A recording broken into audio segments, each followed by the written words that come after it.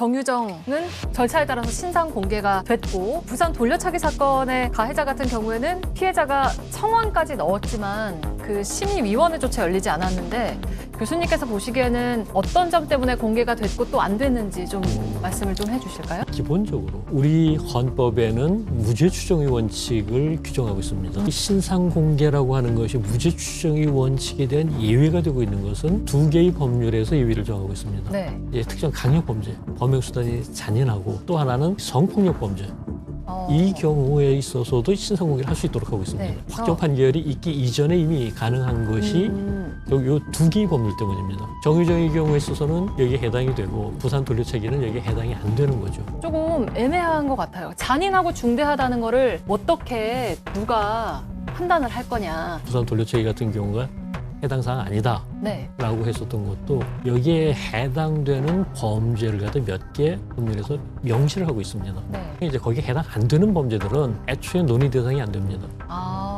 이 무죄 추정이 추구하고 있는 인권, 네. 이거보다 더 중대한 인권 보호나 더 중대한 공익이 있어야 되거든요. 네. 결국에는 여론에 따라서 여론이 들끓으면 공개하고 좀 관심 없으면 공개 안 하는 거 아니냐 이런 얘기들이 많이 나오거든요. 저는 그렇게 생각하지는 않습니다. 돌려차기 사건 같은 경우에 있어서도 아마 댓글은 꽤 많았을 거거든요. 네. 문제는 그렇습니다. 신상공개심의위원회라는 게 있습니다. 위원들마다 조금 개인적인 성향이 있겠지만 대도시의 경우에 있어서 이런 문제들이 조금 더 민감하지만 오히려 중소도시, 제주도 같은 경우에 있어서 이런 것들에 대해 가지고 이제 뭐 별로 적극적이지 않은 이런 부분들이 있다라고 보이고 그거는 네. 댓글 수하고는 직접적인 관련은 없는 것으로 보입니다. 신상 공개가 안 되다 보니까 한 유튜버가 그 가해자의 신상을 본인이 그냥 올렸거든요. 이해합니다. 굉장히 위험한 일이라고 생각을 합니다. 실제로 뭐 본인은 피해자의 어떤 그런 아픔을 공유하기 위해서 자기가 그런 일을 했다라고 말씀하시는데 이번 경우에 있어서는 가해자가 맞는 것 같지만 이런 식의 일이 자꾸 발생하다 보면 엉뚱한 사람을 신상 공개하게 되는 이런 일이 안 벌어진다는 보장이 전혀 없고요. 네. 또 다른 측면에 있어서는 이건 말하자면 법적인 제재가 아니라 사적 제재가 돼버립니다. 네. 뭐 우리가 흔히 얘기하는 린치하는 것처럼 돼버리거든요.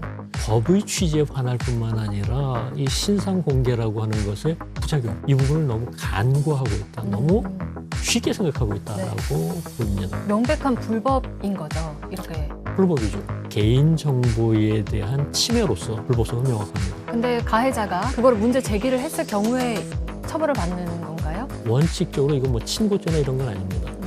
그렇기 때문에 가해자가 문제를 삼지 않아도 경찰이 수사하고 처벌할 수 있습니다. 왜 국민들이 처벌을 감수하면서까지 불법으로 신상을 공개하는지 생각해봤으면 좋겠다. 뭐 이런 얘기들이 많이 나오거든요. 무슨 말씀인지는 알겠습니다. 네. 그런데 저는 감정적으로 하는 건 굉장히 위험하다. 특히 피해자의 입장에 감정이입이 되면은 아무리 객관적으로 본 것도 미흡해 보이거든요. 네. 내가 직접 하겠다, 뭐 사적 보복이라도 하겠다 이렇게 할 게 아니라 잘못된 제도를 정상적으로 바로잡으려고 노력하는 게 올바른 방향이다. 깝깝하고 네. 잘 안 되겠지만 네. 그래도 그게 옳은 방향입니다. 맞아요.